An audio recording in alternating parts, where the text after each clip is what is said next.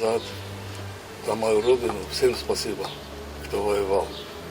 Я говорю про местных, кто там был. Дай Бог всем счастья. Я от души, честно желаю.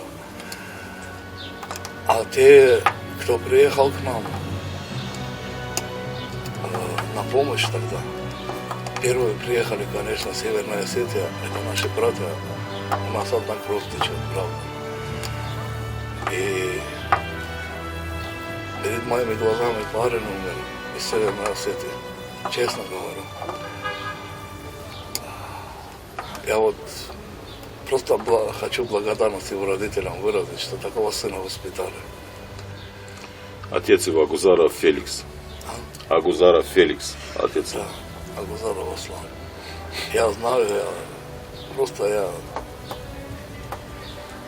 Мартирох Сагат, Кабул.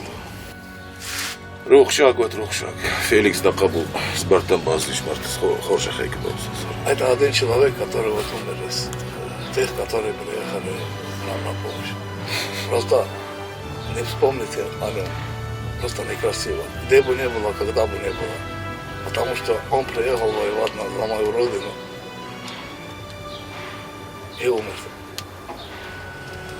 Я на это вот.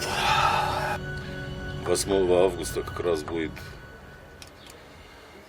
день траура. День траура. И земля им пухом, кто тогда не вернулся с Южной Осетии и кто погиб. Мы их не забываем, мы их постоянно помним.